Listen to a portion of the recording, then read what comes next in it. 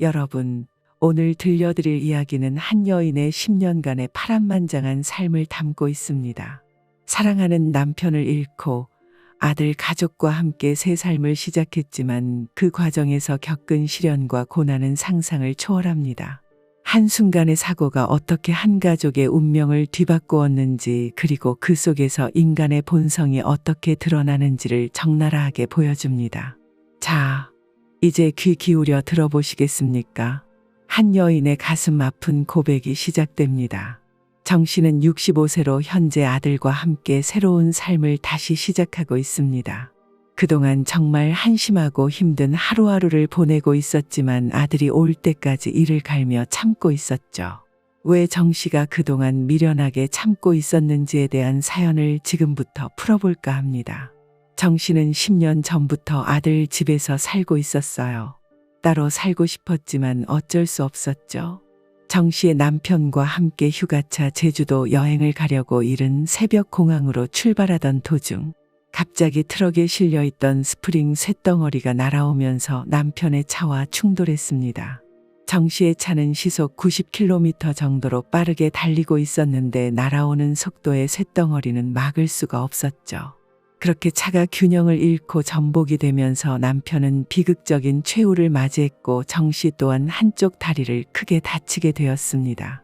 정말 많은 수술을 하게 되었습니다. 일어나지 못했던 정 씨는 침대에 누워 있으면서 남편의 장례식에 가지도 못했고 절망만이 가득했죠.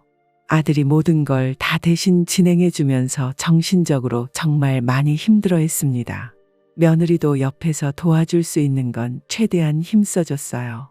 그렇게 상황이 어느 정도 마무리가 되었고 정 씨는 재활치료를 받으며 몸이 좋아지기만을 기다리고 있었는데 나이가 있다 보니 회복 속도가 많이 떨어졌고 좀처럼 좋아지지 않았습니다.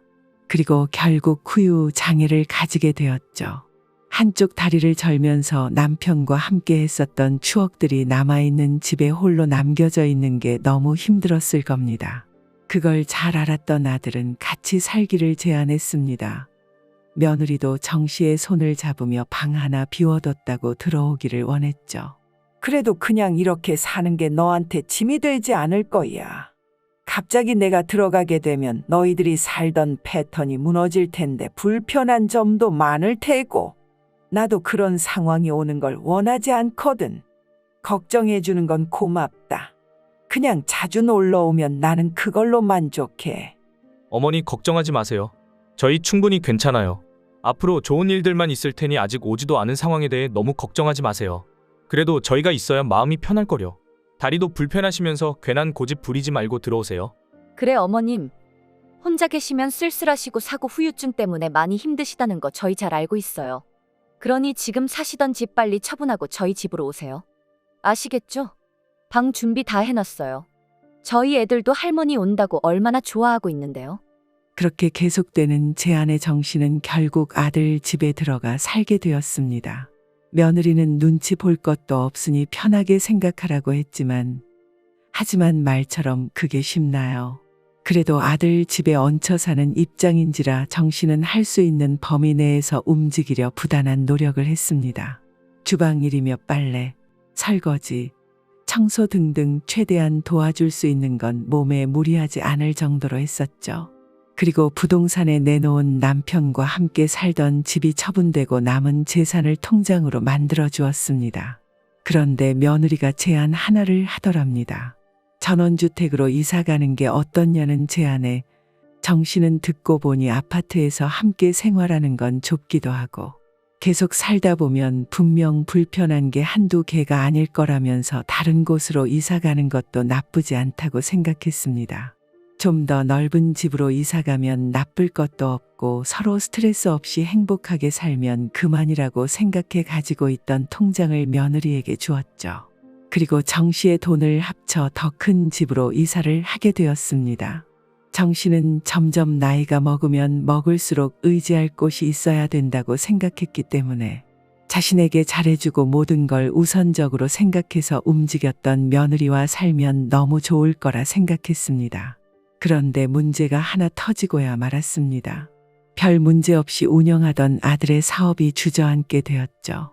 하루아침에 길바닥에 주저앉게 될 정도로 상황이 악화되었죠. 그래서 잠시 행복했었던 공간인 전원주택을 처분하고 다시 허름한 아파트에 들어가게 되었습니다. 하지만 그때부터였습니다. 며느리가 정 씨를 대하는 태도가 변하기 시작한 것이요. 아들이 실패하게 된 이후 정신적으로 많은 스트레스를 받고 있어서 더욱 더 예민해진 것이라 생각했어요. 아들은 사업을 다시 일으키려고 그동안 살면서 도움을 주었던 지인들에게 밤낮 가릴 것 없이 전화를 붙잡고 살았습니다. 하지만 참 아이러니하게도 예전에 도움을 받으려고 전화했던 사람들은 아들에게 매달리면서 급한 불 끌 수 있게 도와달라고 눈물까지 흘렸던 사람들이었는데 정상적인 궤도에 올라왔고 상황이 좋아졌음에도 아들이 도와달라고 사정을 했지만 도와줄 수 없다는 말만 듣게 되었습니다. 지인들의 배신에 정말 화가 치밀어 오르는 순간이었죠. 나중에 꼭 갚겠다던 사람들이 모두 등을 돌렸으니까요. 결국 아들은 사채까지 끌어모아 다시 일어나려고 밤낮 없이 버티며 뛰어다녔지만 회복이 되지 않았습니다. 그때부터 밀린 빚을 갚기 위해 정 씨의 가족 모두 두 팔 꺾고 먹고 살기 위해 일을 시작했어요.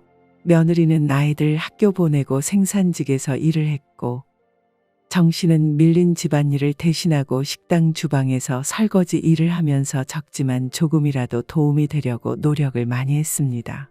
아들은 막노동도 하고 저녁에는 대리운전도 하면서 잠잘 시간 없이 모두가 빚을 갚기 위해 정말 열심히 뛰었습니다. 그렇게 발버둥 치며 살았지만 사채라는 게 갚아도 눈에 띄게 줄지 않는 법입니다. 그러다 보니 5년이라는 세월이 훌쩍 지나가고 있음에도 경제적으로 회복이 빠르게 되지 않아 모두 지쳐 있었습니다. 정 씨도 매일같이 식당 주방에 서서 쉬지 않은 시간이 8시간 정도 되었기 때문에 한쪽 다리에 철심 박은 게 약간 변형이 생기면서 골반까지 틀어지는 문제가 생겼습니다. 그러다 보니 걷기가 너무 힘들어진 데다가 며느리도 반복적인 생산직에서 일을 해서 그런지 온몸이 여기저기 만신창이가 되었죠. 아들도 온몸에 파스를 붙이고 출근했습니다. 집안의 가장이기 때문에 제일 힘들었겠지만 저희에겐 항상 웃음을 잃지 않으려 노력해 주었죠. 아들의 고생을 보자 정 씨는 눈물을 훔쳤습니다. 아들도 엄청 고통스러웠을 텐데 남편이 너무 보고 싶었고 만약 남편이 살아있었다면 많은 도움을 받게 되었을 텐데 과거 일을 한탄하며 생각에 잠겨 있을 때 아들이 정 씨와 며느리를 거실로 불렀습니다. 그리고 고민하더니 아들이 꺼낸 말은 정말 충격이었습니다. 원양어선 타려고 준비 다 해놨어요. 자격증도 따고 한 5년만 있다 오면 빚을 다 갚을 수 있을 것 같아요. 이 방법밖에는 없는 것 같아요. 뭐라고? 지금 배를 탄다고 말이 되는 소리를 해? 누구 과부 만들 일 있어? 배 타고 일하다가 병이라도 생기면 그냥 바다에 던져버린다대. 그렇게 무섭고 위험한 곳에 당신을 보내고 싶지 않다고. 한순간에 잘못되면 목 빠지게 기다리고 있던 우리는 어떡하라고. 너무 위험 부담이 큰 것 같아. 난 어떤 말을 들어도 반대니까 그런 줄 알아. 그래도 나 가겠다면 이혼하고 배 타러 가. 그래, 이건 애미 말이 맞는 것 같다. 한순간에 잘못되면 지금 안 그래도 쉽게 버티고 있는데 더 이상 버티지 못하고 끝날 수 있어. 계속되는 아들의 설득에도 의견은 좁혀지지 않았습니다. 며느리가 너무나 완강하게 거부를 했었죠. 하지만 현실에 놓인 저희는 아들을 보낼 수밖에 없었어요. 테이블에 쌓여있는 독촉장과 납부를 못해 밀려있는 고지서들. 정 씨 가족이 정상적으로 살기 위해서는 아들이 원양어선을 타고 돈을 벌어오는 방법밖에는 없었습니다. 결국 눈물을 머금고 아들과 작별했고 며느리는 아들을 떠나보낸 그날 방 안에서 한참을 울었습니다. 정말 가슴이 아팠죠. 정 씨는 이 한 몸이 부서져서라도 아들의 가정이 다시 행복해지면 좋을 것 같아 식당에서 설거지를 끝내고 들어와 부업도 하기 시작했어요. 여러 가지를 했었죠. 마늘 까기, 방 까기, 물건 포장 및 미싱까지 했었죠. 하지만 며느리는 아들이 없는 공간에서 저와 함께 지내고 있는 게 많이 불편해 했나 봅니다. 열심히 도와주고 있어도 가시 박힌 말을 많이 듣게 되었어요. 자연스럽게 집안의 모든 일은 정 씨가 하는 상황이 생겼죠. 며느리는 항상 정 씨보다 퇴근을 늦게 했거든요. 그런데 집에 들어오자마자 며느리가 한 말에 정씨는 큰 상처를 입게 됩니다. 어머니, WJ 왔어요. 애들 밥 먹이고 양치시키고 재웠어요? 아, 집에 들어오자마자 정말 숨이 턱 막히네. 지금 꼴이 이게 뭐예요? 아무리 바빠도 정리는 좀 하고 살아요. 어머, 이게 뭐야? 어머니, 이러지 마세요. 애들 컵라면 먹었어요? 아, 진짜 제가 뭐라고 했어요? 애들 아토피 있으니까 컵라면 먹이지 말라고 했잖아요. 쯧, 지금 또 뭐야? 피자까지 먹였어요? 진짜 가지가지하네요. 어떻게 된 게 제 말은 하나도 들으려 하지 않아요? 이 집 주인은 저예요. 제가 애들 엄마고요. 얹혀 살면서 눈치는 좀 있어야 하는 거 아니에요? 눈치도 없고 밥만 축 내고 있으면서 마늘 좀 깐다고 엄청 도움 주고 있다고 생각한 건 아니죠? 차라리 집에서 하는 부업 때려치우고 애들이나 좀 신경 쓰세요. 야, 애미야. 넌 어떻게 고생한다 말 한마디 하지 못할 망정 그런 식으로 화를 내는 거냐? 그리고 애들이 먹고 싶다는 걸 안 된다고 할 수도 없는 거고. 나는 뭐 아토피는 애들 먹이고 싶어서 그런 줄 아니? 나도 식당에서 일 끝내자마자 집에 들어왔는데 애들이 배고프다고 울고 있는데 그 판에 일단 뭐라도 좀 먹어야 해서 어쩔 수 없이 먹인 거야. 매일 먹인 것도 아니고 몇 번 먹인 건데 재미에 이런 식으로 말하는 게 정상이니? 더 이상 말하고 싶지 않네. 방에 들어가 자거라. 그리고 집안일 나 혼자 하는 거 아니고 같이 하는 거야. 나는 너희 집에서 살고 싶어서 온 게 아니라 너희들이 하도 같이 살자고 해서 집 처분하고 왔던 거고. 그 돈도 너희들 빚 갚는데 다 썼잖아. 그런데 내가 얹혀 산다고? 밥만 축내는다고? 정씨는 말문이 막혔습니다. 그동안 참았던 게 결국 터져나온 것이죠. 그런데 정씨의 말이 끝나는 순간 며느리가 갑자기 마늘 박스를 정씨의 얼굴에 던져버렸습니다. 정씨는 너무 놀라 비명을 질렀고 그때부터 며느리는 더 이상 정씨의 며느리가 아니었습니다. 며느리는 엄청 예민해지고 신경질적으로 변해버렸습니다. 그러다 보니 애들도 영향을 받게 되었죠. 며느리가 집에 들어오면 정씨의 뒤에 숨곤 했습니다. 그렇게 하루하루 힘겹게 살면서 정씨는 가끔 아들에게 전화 한 통 올 때면 정말 반가웠고 매일 하늘에 기도했어요. 제발 무사히 아들이 돌아와 달라고요. 그렇게 정씨는 5년을 버텼습니다. 아들이 돌아올 날이 얼마 남지 않았죠. 그동안 며느리와 서로 중내산해하면서 동네 떠나갈 정도로 싸우며 버티고 하루에도 수십 번 눈물을 훔치면서 살아왔는데 갑자기 몸에 이상이 오고 말았습니다. 그날따라 식당에 손님이 많이 와서 설거지거리가 많았는데 애들도 밥 먹을 시간이라 급하게 정신없이 하던 도중 설거지하고 쌓여있는 접시를 무리하게 들었더니 한쪽 다리가 주저앉아 버렸습니다. 엄청난 고통이 뒤따랐고 결국 병원에 실려가는 사태가 벌어졌어요. 그리고 듣게 된 병명은 너무 장시간 다리를 쓰다 보니 안에 있던 철심이 뒤틀리면서 뼈와 뼈를 고정해 주던 게 빠지게 되었다며 재수술을 해야 한다는 충격적인 말을 듣게 되었습니다. 그리고 한쪽 다리는 평생 사용하지 못할 것 같다는 믿지 못할 말도 듣게 되었죠. 식당에서도 나이가 있다 보니 그만뒀으면 좋겠다고 몇 번을 얘기했었지만 정씨가 무리하게 부탁하는 바람에 일이 커지고 말았죠. 그런데 며느리는 병실에 누워있는 정씨의 모습을 보곤 한숨만 쉬면서 못마땅한 표정으로 돈 들어갈 일만 만들었다며 화를 내고 있었습니다. 그때 정씨는 며느리 앞에서 눈물이 흐르고 말았습니다. 너무너무 서러워서 눈물이 흐르고 말았죠. 그냥 아무 말도 하고 싶지 않아 고개를 돌리니 정씨를 향해 수술비는 알아서 마련하라고 하고 돌아가 버렸습니다. 그 말을 듣고 있던 식당 사장님께서 엄청나게 화를 내며 쫓아가려 했지만 결국 정씨가 뜯어 말렸죠. 폐 하나 더 끼친 것 같아 미안하기도 해서요. 식당 사장님께서 산재라도 쳤기 때문에 수술을 할 수 있게 지원해 준다고 하셨고 그렇게 무사히 수술이 끝나고 휠체어 신세를 지게 되었죠. 일주일에 3번은 병원에 가야 하는데 정씨는 여건상 그러지 못해 일주일에 1번밖에 못 갔습니다. 심지어 그마저도 못 갈 때가 많았죠. 집에서는 거의 누워있게 되다 보니 그게 며느리 눈에는 가시였나 봅니다. 주말에 같이 밥을 먹던 도중 또 터지고 정씨는 마음에 큰 상처를 받게 되었습니다. 밥이 목구멍으로 술술 잘도 넘어가네요. 다리는 그 모양이고 쓸모 없었는데 배는 고픈가 봐요. 이제 앉아있기도 힘들어서 마늘도 못 가고 미싱일도 못하고 부엌일은 아예 손도 못 대니 정말 속이 터져 화병으로 죽을 것 같아요. 이렇게 같이 마주 앉아 밥 숟가락 든 것 자체가 소름 끼친다고요. 밥만 축 내는 인생이니 언제까지 저희 집에 박혀 살 거예요? 그만큼 살았으면 됐지. 얼마나 더 생명 연장해서 좋은 걸 보겠다고 숟가락 드세요. 앞으로 제 앞에서 밥 먹지 마세요. 토할 것 같으니까. 숟가락을 내려놔요. 어머님은 밥 먹을 자격이 없어요. 일도 안 하면서 뭘 밥을 먹어요. 집안일도 이젠 하나도 못 하잖아요. 그냥 고치지도 못할 몸마감을 준비하시면 좋을 것 같네요. 이런 대접 받기 싫으면 나가서 휠체어 타고 고물이나 주워서 고물상에 팔던지요. 며느리는 밥숟가락을 현관으로 집어던져 버렸고 정 씨에게 평생 기억에 남을 만한 말들을 쏟아내기 시작했습니다. 손발이 부들부들 떨리고 그 자리에서 얼이 빠져버렸죠.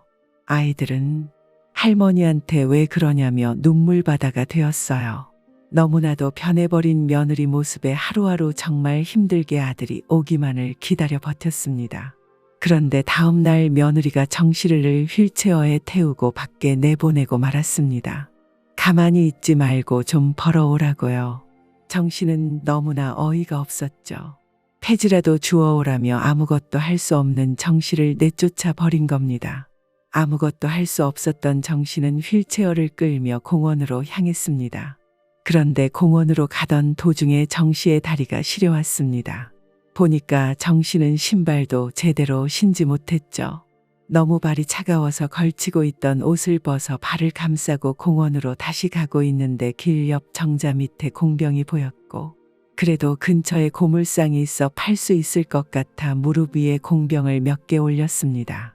그렇게 동네 한 바퀴 돌다 보니 꽤 많은 물건이 모이게 되었습니다.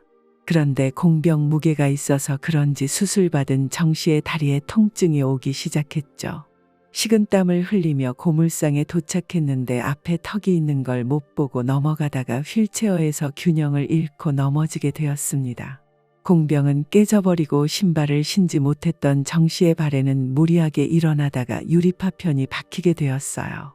그 모습을 본 고물상 주인이 정 씨에게 괜찮냐며 달려갔지만 그때 뒤에서 어머니, 라는 소리가 들렸습니다. 엎어진 상태로 시커멓게 된 발에 유리가 박혀 피를 흘리고 있는 모습을 본 정 씨의 아들이 급하게 달려온 겁니다. 보여주기 싫었던 모습을 보여버려 정 씨도 모르게 고개를 돌렸습니다.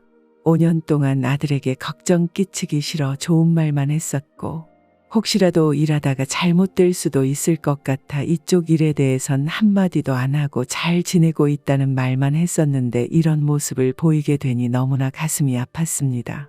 아들은 정 씨를 업고 병원에 가서 치료를 받게 해주었어요. 그렇게 병원에서 아들과 나왔는데 너무나 반가웠죠. 보고 싶었던 아들이 건강한 모습으로 돌아와 그제야 긴장이 풀렸는지 정 씨는 그동안의 서러움에 폭풍 눈물을 쏟아내고 말았습니다. 아들이 원래 돌아오겠다고 약속했던 시간보다 3개월이나 일찍 들어온 겁니다. 조금 일이 좋아져 일찍 일이 마무리되었다며 앞으로 좋은 일만 있을 거라고 정 씨를 안심시켜 주었습니다. 그렇게 함께 집에 들어갔는데 며느리가 충격적인 모습을 하고 있었습니다. 예전에 몇 번 정 씨의 집을 찾아왔던 생산직 과장님이라고 하시던 분이 며느리와 함께 맥주에 치킨을 먹고 있었던 겁니다. 그런데 둘의 모습에 뭔가 이상한 기운이 맴돌았고 과장님이라고 했던 회사 사람은 아들이 잘 때 입고 있던 잠옷을 입고 있었습니다. 그 옷은 며느리와 커플 잠옷이었는데 그걸 그 사람이 입고 있었다는 건 오래전부터 둘이 그렇고 그런 사이였다는 걸 확인할 수 있었습니다. 5년 만에 돌아온 아들이 며느리의 그런 모습을 보게 되면서 양손에 들고 있던 검은 봉지를 떨어뜨렸습니다. 그 안에 있던 내용물이 밖으로 나왔고 잘 포장된 예쁜 옷들과 며느리가 엄청 좋아했던 호두 과자를 사왔었죠. 며느리는 아들을 보고 엄청 당황을 하면서 횡설수설했지만 부인할 수 없는 상황이었습니다. 그리고 이어 아이들이 들어왔어요. 그런데 자기 아빠를 보자마자 기분이 좋아서 날뛰던 아이들이 아들에게 아저씨랑 둘이 잠시 있어야 한다고 PC방에 갔다가 오라고 했다며 볼일 다 끝난 거냐고 물어보더군요. 더 이상 며느리가 하던 변명 들어볼 이유도 없었습니다. 아들은 엄청나게 화가 났는지 분노의 찬 목소리로 그 남자에게 달려갔고, 며느리는 아들에게 무릎을 꿇더니 그동안 자기도 힘들었다며 눈물을 흘리기 시작했어요. 그리고 그 남자는 황급히 옷을 갈아입고 밖으로 도망쳤고, 아들은 법적으로 모든 걸 처리할 테니 기다리고 있으라며 그 남자에게 소리쳤습니다. 어머니는 신발도 제대로 신지 않고 밖에 내쫓겼는데 전화 한 통 없다가 내가 오니까 치킨에 맥주가 목구멍으로 넘어가. 5년 동안 내가 전화할 때마다 뭐라고 그랬어? 엄청 잘 지내고 있고 매일 함께 외식도 하면서 좋은 걸 많이 먹여드린다며? 그런데 우리 어머니 휠체어 타고 있네. 내가 원양어선 타고 오니까 걱정돼서 그래? 난 변명하지 마. 우리 어머니가 고물상에 있는 모습 보고 오니 이미 끝났으니까. 당신이랑은 이혼할 거고 저놈한테도 대가를 치르게 할 테니 그런 줄 알아. 당장 이 집에서 나가. 아들이 화를 내고 있자 무릎 꿇고 며느리가 용서를 빌었습니다. 그런데 아이들이 똑같이 하는 말에 며느리는 짐 싸고 나갈 수밖에 없었습니다. 내일 밤 늦게 올 때 그 아저씨랑 차에서 내리며 뽀뽀하는 것도 다 봤어. 아빠가 원양어선 타러 간 이후부터 지금까지 몇 번을 봤다고. 둘 다 똑같은 말을 계속해서 반복하니 더 이상 숨길 수가 없었죠. 결국 아들은 며느리와 이혼을 했고 상간남에게도 소송을 걸어 위자료까지 모두 받아냈습니다. 몇 번을 찾아와 용서를 빌며 아이들이 보고 싶다고 했지만 아이들이 자기 엄마 보고 싶지 않다며 거부를 했습니다. 그리고 그동안 정 씨가 받았던 치욕스러운 일들 모두 아이들이 말해버렸습니다. 절대 말하지 말라고 했지만 거짓말을 하지 못하는 아이들이기 때문에 결국 아들은 모든 사실을 알게 되었죠. 지금은 그동안 쌓였던 빚도 모두 청산하고 아들은 다시 일어나기 위해 열심히 일을 하고 있습니다. 비록 정 씨의 몸은 이렇게 되었지만 아들이 무사히 돌아와서 정말 다행이라고 생각하고 있는 중입니다. 그리고 아들에게 듣게 된 며느리의 소식은 더 충격적이었습니다. 그 바람난 남자랑 새롭게 시작을 하려던 도중 3층 집에 들어갈 살림을 사려고 고속도로를 타다가 앞차와 부딪히면서 그 남자는 세상을 떠났고 며느리는 불구가 되었다는 소식이었죠. 생활이 힘들 정도로 심각하다는 말을 듣게 되었습니다. 사람이 살면서 못된 마음을 계속 가지고 있으면 결국 다 자신에게 돌아가는 것 같습니다. 그러나 며느리가 결정한 인생이니 어쩌겠어요. 받아들이고 살아야 할 것입니다. 여기까지가 정 씨가 거진 10년에 가까운 세월 동안 겪었던 사연입니다. 모든 걸 다 표현할 수 없을 정도로 정말 많은 일들이 있었지만 그래도 정 씨는 현재 행복한 삶을 살고 있고 만족스러운 하루하루를 보내고 있습니다. 끝까지 영상 봐주셔서 감사합니다. 구독과 좋아요 눌러주신다면 더 흥미로운 사연으로 돌아오겠습니다.